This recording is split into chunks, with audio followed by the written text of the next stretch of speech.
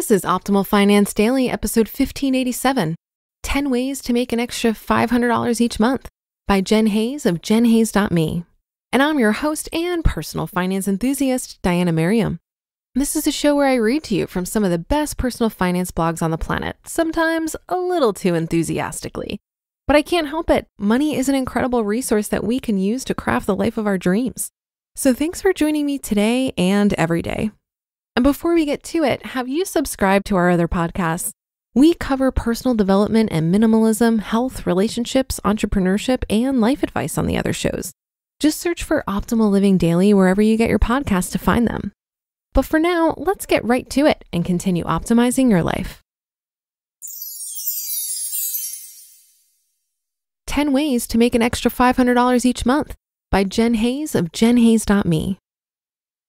When my hubby and I decided to pay off our $117,000 of student loan debt in just 3 years, we knew we'd have to drastically cut our expenses. Saving money helps, but at a certain point, it's impossible to save more. We already had a bare bones budget, so we needed to increase our income. We both found higher paying jobs, and we found ways to make a little extra cash on the side. There are tons of ways to earn extra money. Here are 10 things we've tried. Blogging. Blogging is my favorite way to make extra money. The majority of my blogging income currently comes from sponsored posts. A company will pay me a set amount to publish an article on this blog that contains links to their website. Sponsored posts are a great way for smaller blogs to earn money because the amount you earn does not depend on how much traffic or page views you have. The rest of my income comes from affiliate marketing. With affiliate income, I include links to a company's website on this blog, and when someone clicks on the link and makes a purchase, I earn a commission on the sale. What's awesome about affiliate marketing is that it's passive. This means that even if you're asleep or on vacation, you could still earn money from your affiliate links. Freelance writing. I've also earned money through freelance writing for other websites. If you want to be a freelance writer, it helps to have a blog or a portfolio of writing samples. It's also beneficial to be knowledgeable about the subject you want to write about. Many websites pay freelance writers a set amount per approved article. For example, The Penny Hoarder pays $75 per article. Research studies. When I was in college, I participated in several psychological research studies. The amount I earned was often minimal, about $10, but it was quick and easy to participate in a study. As a grad student, I worked as a research assistant, and the participants in our lab who used a driving simulator and answered some interview questions earned $50 for an hour of participation. My hubby and I have a friend who works as a user experience designer, and we recently were involved in a UX study. For this, we navigated around a website and answered questions about the website's usability. We received gift cards for our participation.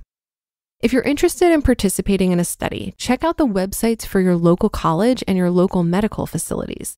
Studies performed at colleges aren't necessarily limited to students, although some are.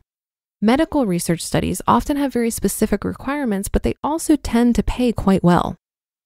Selling stuff online.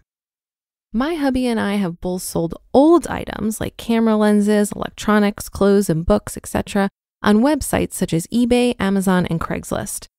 Amazon tends to be the most profitable, but Craigslist works well for furniture, which we don't want to ship, and eBay was my preferred method when I used to sell my old textbooks. When I tried to sell them to the university's bookstore, I'd get $10 for a $200 book in amazing condition, but I'd usually get a decent price on eBay. Selling to stores. For certain types of items, selling to a consignment store or a thrift store may be more profitable. It's also faster, and you don't have to pay to ship the items. After my wedding, I sold many of the items like flowers, vases, table numbers, bouquets, shoes to a bridal consignment shop. I've also sold my old clothes to thrift stores such as Plato's Closet and Clothes Mentor. Side note, I now have a hard time finding a consignment shop that will take my clothes. Plato's Closet says my clothes aren't young enough, and Clothes Mentor says my clothes are too young. Garage sales. I've had several garage sales, and they can be a great way to make money if you're willing to put in the time to get everything organized and you have some big ticket items like furniture and electronics. I found that when I try to sell only small items like books and clothes, I usually don't earn enough to justify the amount of time I put into the sale. Freelance web design. My hubby is a talented web designer and he's earned income designing websites. I'm not a tech-savvy person at all, and he has been an enormous help to me with this website. I couldn't do it without him. If you need help making your website faster, check out his company, The Faster Web. Graphic design. My hubby is also a graphic designer and has earned extra income doing graphic design. He's found clients primarily through networking rather than applying for freelance gigs online. Online sites can be great for someone who is just starting out, but the freelance jobs listed on those don't often pay very well. Designing logos. If you have a background in graphic design, you can make a significant chunk of change designing a logo. My hubby has earned money this way, and your average logo can get you anywhere from $200 to $600. Photography assistant. My hubby works as an assistant for a wedding photographer. As an assistant, he helps to carry camera equipment, runs an open photo booth, and sometimes works as a second photographer for weddings and other special events, such as corporate holiday parties. This side hustle pays well and the hours are flexible. If you're handy with a DSLR, I highly recommend looking into photography as a way to earn some extra cash. There are tons of ways to earn extra income on the side. These are just a few things that we've tried.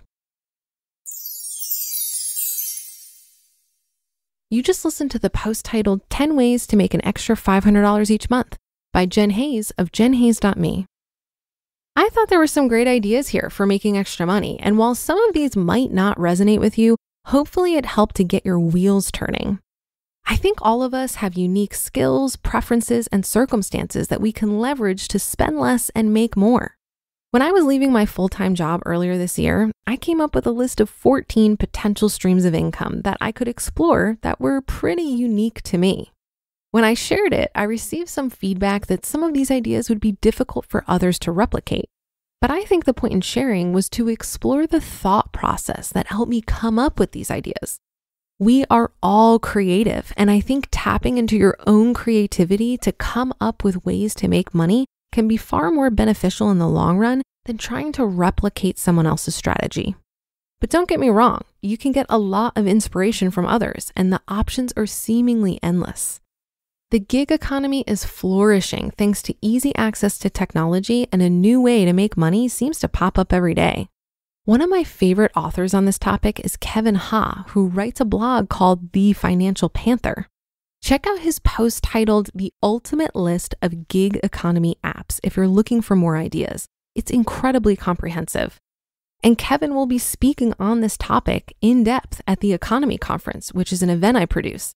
It's happening this November at the University of Cincinnati, and I hope to see you there.